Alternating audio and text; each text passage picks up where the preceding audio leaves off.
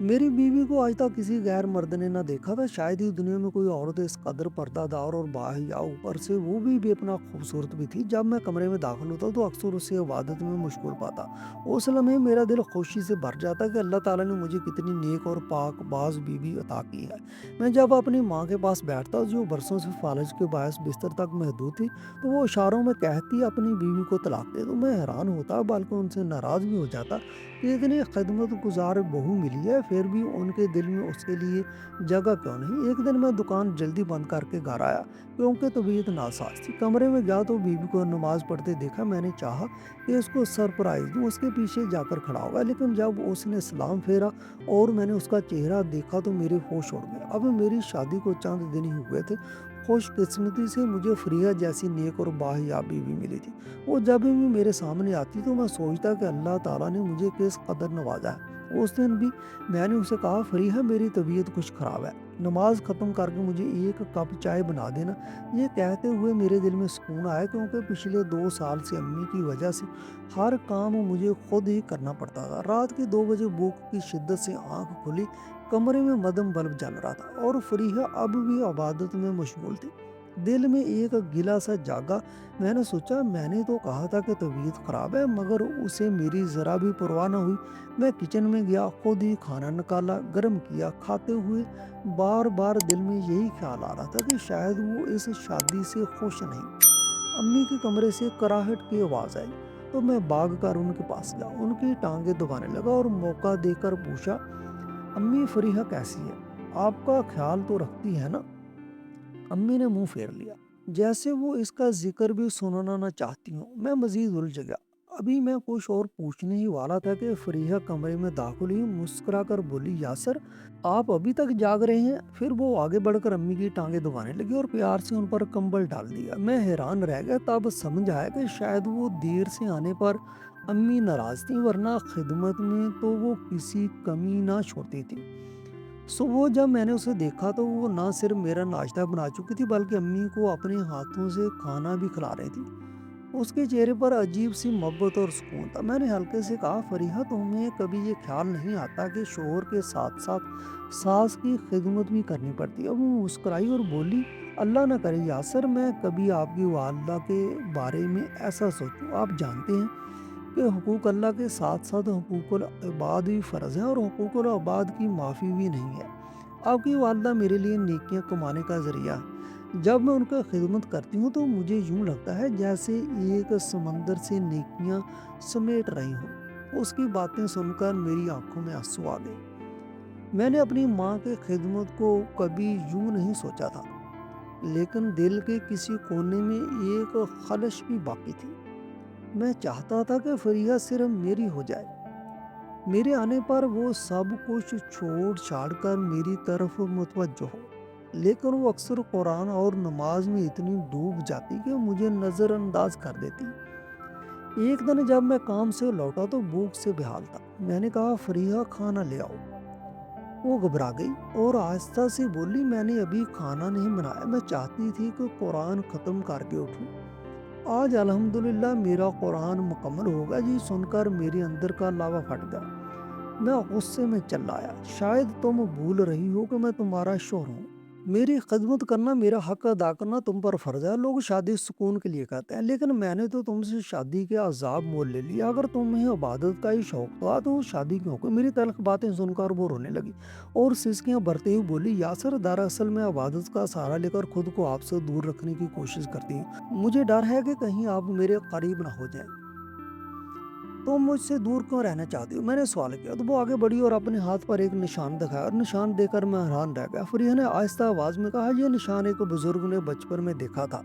उसने कहा था कि इस लड़की की शादी जिस मर्द से होगी वो 7 दिन के अंदर अंदर मर जाएगा। अम्मी ये बात सुनकर सख्त परेशान हो गई थी। वो इस बुजुर्ग के कदमों में जा गिरी और रोते हुए कहने लगी, अल्लाह के वास्ते कोई हल बता दो, मेरी बच्ची की जिंदगी बर्बाद होने से बचा लो। तब उस बुजुर्ग ने कहा कि इसकी शादी के बाद उसे समझा देना कि वो 40 दिन तक अपने शोहर से दूर रहे, दिन रात इबादत में मशगूल रहे। जितनी ज़्यादा इबादत करेगी उतनी जल्दी उसके सर से नहूसत टल जाएगी। वो मुझे ये बात बताने से डरती रही कि कहीं मैं उसे मनहूस ना समझ लूँ और तलाक ना दे दूँ। फरीहा की मासूमियत पर मुझे हंसी भी आई और तरस भी। मैंने कहा, फरीहा मैं इन बातों पर यकीन नहीं रखता, जिंदगी और मौत तो अल्लाह के हाथ में है। तुमने बिला वजह मुझसे इतनी दिन दूरी इख्तियार की। उस पर वो घबरा कर बोली, यासर आप मेरी जिंदगी में आने वाले पहले मर्द हैं। आपसे पहले ना किसी ने मुझे देखा, ना मैंने किसी गैर महरम को आंख उठाकर देखा है। आप ही मेरी कुल कायनात है। मैं आपको अपनी नहुसत की वजह से खोना नहीं चाहती। आप खुदारा जी 40 दिन सब्र कर लें। उसकी बेबसी देखकर मैंने उसकी बात मान ली। वो खुशी से खोल उठी। उसकी बातें सुनकर मेरा दिल भी मुतमईन हो गया। मैं यही समझता रहा कि वो मुझसे मोहब्बत नहीं करती, इसलिए दूर रहती है, मगर अब हकीकत जानकर दिल पर सुकून था। अब जब भी उसे इबादत में देखता तो दिल में उसके लिए और प्यार बढ़ता, क्योंकि वो सब कुछ मेरी जिंदगी बचाने के लिए कर रही थी। हमारी शादी को कई दिन गुजर गए। मैंने सोचा अब अम्मी से मालूम करता हूँ कि वो फरीका के बारे में क्या सोचती हैं। मैं उनके पास बैठा तो उन्होंने बार बार इधर उधर देखना शुरू किया, जैसे किसी खौफ में हो। फिर इशारों से कहा कि अपनी बीवी को तलाक दे दो। ये सुनकर मैं हैरान रह गया। मैंने कहा, अम्मी आप कैसी माँ हैं जो अपने बेटे का घर उजाड़ना चाहती हैं। उन्होंने इशारों में बताया कि फरीहा मेरा ख्याल नहीं रखती, तुम नर्स को वापस बुला लो। उसी दौरान फरीहा भी कमरे में आ गई और मुझे देखकर चौंकी और बोली, आप यहाँ कब आए? मैंने कहा, अभी अभी बैठा हूँ। वो भी पास बैठ गई। मैं सोचने लगा, जब भी मैं अम्मी के पास जाता थोड़ी देर बाद फरीहा भी पहुँच जाती। उसका मतलब वो बार बार आकर अम्मी को देखती है। फिर न जाने अम्मी क्यों ये सब कह रही हैं। मैंने कई बार दोबारा अम्मी से बात करने की कोशिश की, मगर वो हर बार यही कहती कि फरीहा को तलाक दो और नर्स को वापस बुला लो। मैं अम्मी पर नाराज़ हुआ कि वो सिर्फ अपनी आसाइश सोच रही हैं। उनको परवाह नहीं कि मेरे घर का क्या होगा। मेरी बीवी ने शादी के दूसरे ही दिन मुझसे कहा था कि आप नर्स को फारग कर दें, मैं खुद अम्मी का ख्याल रखूंगी। मैंने कहा, नहीं फरीहा, मैं तुम पर बोझ नहीं डालना चाहता। नर्स है, वो खिदमत करेगी, तुम बस मेरा ख्याल रखना। मेरी बात सुनकर वो खफा हो गई और बोली, आपको मुझ पर एतमाद ही नहीं, इसीलिए नर्स को रखना चाहते हैं। मैंने उसके दिल की आज़ारी न की और नर्स को छुट्टी दे दी। फरीहा बहुत खुश हुई, क्योंकि उसका अम्मी से लगाव बहुत था और अम्मी को नेकियों की कुंजी समझती थी। मैंने अम्मी की बात अनसुनी कर दी। दिन गुजरते रहे, मैं दिन गिन रहा था कब 40 दिन पूरे हों और मैं और फरीहा अपने रिश्ते का हक अदा करें। फरीहा भी अक्सर कहती, यासर दिन कटते ही नहीं, बेशुमार बातें हैं जो आपसे करना चाहती हूँ, मगर एक बार ये दिन गुजर जाए फिर सब कुछ आपको बताऊंगी। मैं उसकी बातें सुनकर सातवें आसमान पर पहुंच जाता। एक दिन मैं काम से वापस आया तो फरीहा घबराई हुई बोली, अम्मी खाना नहीं खा रही, उन्होंने मुंह मजबूती से बंद कर ली है, आप इन्हें डॉक्टर के पास ले चले। मैं घबरा गया और फौरन अम्मी के पास गया। वजह पूछी तो उन्होंने इशारों से कहा, जब तक अपनी बीवी को तलाक न दो मैं खाना नहीं खाऊंगी। ये सुनकर मुझे सख्त गुस्सा आया। मैंने कहा, अम्मी आप नहीं खाना खाती तो ना खाएं, मगर मैं अपनी बीवी को तलाक नहीं दूंगा। और गुस्से में कमरे से निकलकर छत पर चला गया। मैं हैरान था कि औरत सास बनने के बाद इतनी खुद गर्ज कैसे हो जाती है। मेरी माँ तो खुद बीमार और लाचार थी, फिर भी घर में फूट डाल रही थी। मैंने दिल ही दिल में कहा, फरीहा अब अम्मी को खाना मत देना, उनका पेट खराब है। रात को जब भूख ने बेहाल कर दिया तो मेरी आंखों से आंसू निकला और मैं खुद को कोसा कि अम्मी तो बीमार है, उनकी जिद बीमारी की वजह से है। मगर मैं निमरा की नाराजगी से डरता था। उसका मैंने ये हल निकाला कि निमरा से कह दी कि मैंने डॉक्टर को कॉल करके अम्मी की हालत बताई थी और डॉक्टर अपनी एक नर्स को अम्मी की कंडीशन मालूम करने के लिए भेज रहा है। फरीहा मेरी बात सुनकर कुछ कहे बगैर खामोश हो गई। मैंने दिल में शुक्र किया कि उसने हंगामा खड़ा नहीं किया। फिर मैं अस्पताल गया और नर्स को ले आया। मैंने उससे साफ कह दी कि अम्मी की बीमारी के बारे में एक एक बात मुझे बतानी है। मैंने उसे अम्मी से मिला दिया और फिर उसे घर छोड़कर खुद काम पर चला गया। काम से वापस आया तो सीधा अम्मी के कमरे में गया।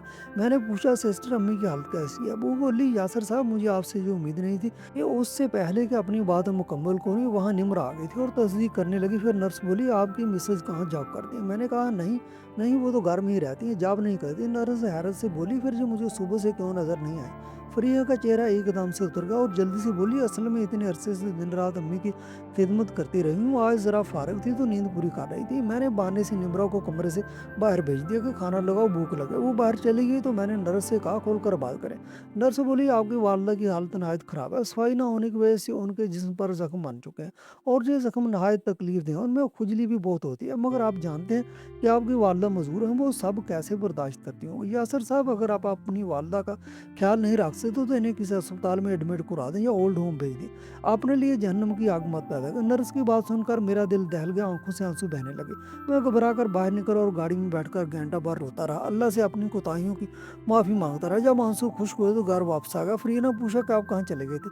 मैंने झूठ बोल दिया कि एक दोस्त की कॉल आई थी, मैं वहीं सुनने बाहर चला गया। तो निब्रा ने पूछा अम्मी की क्या रिपोर्ट दी है। मैंने कहा सिस्टर कह रही थी कि लेटे रहने की वजह से मरीजा की भूख कम हो गई और फिजियोथेरापी की ज़रूरत है। निब्रा फ़ौरन पुरस्कून हो गई। मैंने उसे कहा कि मैं बाहर से खाना खा आया हूँ, बस अब आराम करना चाहता हूँ। फिर मैं सोने के लिए लेट गया, मगर नींद कहाँ आनी थी। बार बार नर्स की बातें याद आ रही थी।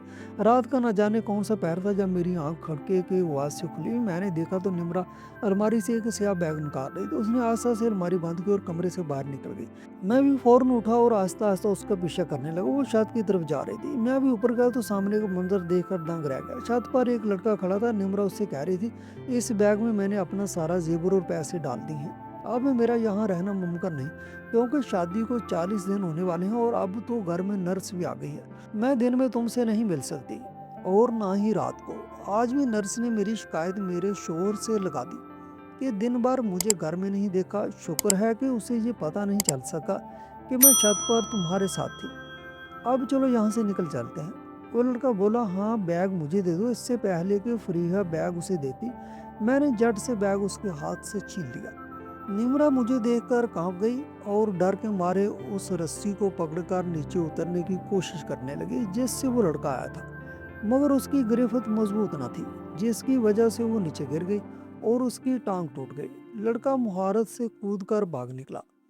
मैं नीचे आकर निम्रा के पास गया और कहा निम्रा मैं तुम्हें तलाक देता हूँ। तलाक तलाक तलाक। जी तो चाहता है कि शोर मचाकर सारे मोहल्ले को इकट्ठा कर लूं और बताऊं कि देखो कैसे मेरी बीवी अपने आशिक के साथ भागने की कोशिश करते हुए गिरी है और उसका आशिक भी उसे छोड़कर भाग गया। अब सच सच बताओ क्या वाकई तुम इतनी इबादत गुजार थी जितना मेरे सामने बनती थी। वो रोने लगी और बोली इबादत गुजार होती तो ये सब करती। मैंने तुमसे आज तक जो भी कहा सब झूठ था। असल में मैं फ़हीम से मोहब्बत करती थी, उससे शादी करना चाहती थी, मगर तुम्हारा रिश्ता आ गया तो वालिदा ने तुम्हारे साथ रुखसती कर दी। फ़हीम ने मुझसे कहा था कि अगर मैंने शादी के बाद तुमसे तअल्लुक़ बनाया तो वो खुदकुशी कर लेगा। इसीलिए मैंने तुमसे दूर रहने के लिए कभी इबादत का बहाना बनाया और कभी नौसद का ढूंढ चाहा, क्योंकि मुझे मालूम है कि मुसलमानों को इबादत के नाम पर बेवकूफ़ बनाना आसान है। क्या तुमने पीरों के आस्थानों पर लंबी लंबी लाइनें नहीं देखी? वो सब इसलिए हैं कि लोग दीन के नाम पर धोखा खा लेते हैं। मैंने भी वही किया। मैं हंसकर बोला तुम्हारे लिए जान देने वाला आशिक तुम्हें इस हाल में छोड़कर भाग गया। फिर मैंने फ्रीहा को गाड़ी में डाला और अस्पताल ले गया। वहाँ उसके वालिदैन को भी बुला लिया। मैंने निम्रा से कहा कि आज के बाद अल्लाह के नाम पर लोगों को धोखा मत देना, क्योंकि अल्लाह ही है जो तुम्हारे आबू पर पर्दा डाले बैठा है। अगर अल्लाह ने ये पर्दा हटा दिया और तुम्हारे वालिदैन को मालूम हो गया कि तुम शादी के बाद शोहर को धोखा देकर आशिक से मिलती रही हो तो तुम्हारा पुरसाने हाल कौन होगा। निम्रा जी सब सुनकर फूट फूट कर रोने लगी और मैं अस्पताल से बाहर निकला। मैं सोच रहा था कि हद से ज़्यादा नेक नज़र आने वाले लोगों से हमेशा बचना चाहिए, क्योंकि जो वाकई नेक होता है वो लोगों के सामने अपनी इबादत का ढिंढोरा नहीं पीटता। अगर आज की ये कहानी पसंद आई तो वीडियो को लाइक करें, अपने दोस्तों के साथ शेयर करें